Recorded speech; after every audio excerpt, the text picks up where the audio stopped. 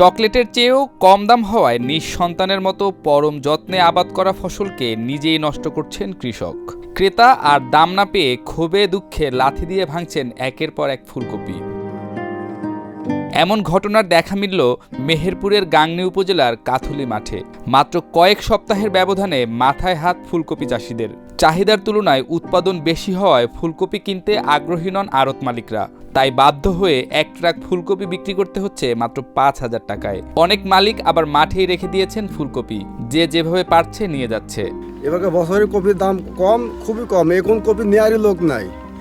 আমি বস্তা নিয়ে নিয়েছি, এই কপি পাতা নেওয়া যায় ভেঙে নিয়ে যাচ্ছি। এখন কপির ভুঁই এখন উঠার দেবে, এখন কপির ভুঁই আর কপিওয়ালা নেবে না, এখন উঠার দেবে। এখন এই কারণে মানুষ পাতা ভেঙে নিয়ে যাচ্ছে, এখন ইচ্ছা খাদিন। এরকম আমাদের মাঠের প্রায় ভুঁই এরকম উঠার দিচ্ছে।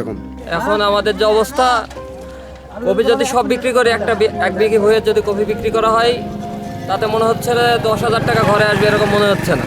চলতি বছর জেলায় ফুলকপি চাষ হয়েছিল 1240 হেক্টর জমিতে, যা গত বছরের তুলনায় প্রায় 3 গুণ।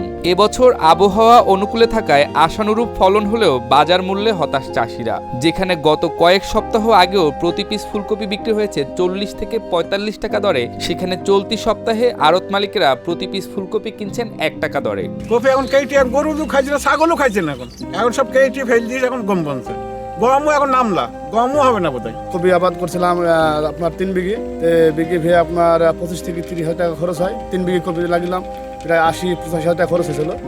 তা আপনার যে সময় কপি আপনার বেচার উপযুক্ত, সেই সময় আপনার এসে কপিটা বাজার ডাউন হয়ে গেছে। ডাউন হওয়ার পরে কপি আর মনে করেন যে কেটে যে পাঠাবো, টাকা ঘর থেকে লেবার খরচ, গাড়ি ভাড়া ঘর থেকে দেওয়া লাগছে। প্রতি বিঘা জমিতে ফুলকপি আবাদ করতে খরচ হয়েছে 30 থেকে 35,000 টাকা। কিন্তু খরচ উঠানো তো দূরের কথা, জমি পরিষ্কার করতেই এখন গুনতে হবে বাড়তি টাকা। যদি সরকার আমাদের একটু সহযোগিতা করত, সরকার যদি আমাদের কিছু লোকসান হিসাবে যদি কোনো অনুদান দিত, তাহলে আমরা কৃষকরা অনেকটা বাঁচতাম। না হলে আমাদের ভিতরে থেকেও তো এই কৃষি কাজ করার আগ্রহটা চলে যাচ্ছে। সামান্য কিছু অগ্রিম টাকা দিয়ে বিঘা চুক্তিতে ফুলকপি কেনা হলেও লেবার, পরিবহন ও উত্তোলন খরচ দিতেই হিমশিম দশা ব্যবসায়ীদের। একটা কপির দাম হলো 5,000 টাকা। এই 5,000 টাকা করে আমরা লেবাররা হলো মাঠে থেকে তুলে আসছি, কফি আলারা ভুঁই ছেড়ে দিয়ে পালিয়ে যাইছে। আর বুঝতে কি যে ভাই, আবার কফি আর বিক্রি হয়েছে না ভাই। এই কফি ভাই আপনারা নিজের ভুঁই সাফ করে দেন, ভুঁই সাফ করে দেন। আমরা কোনো রকম পানি খরচ করে দেন, খালি হবে ভাই।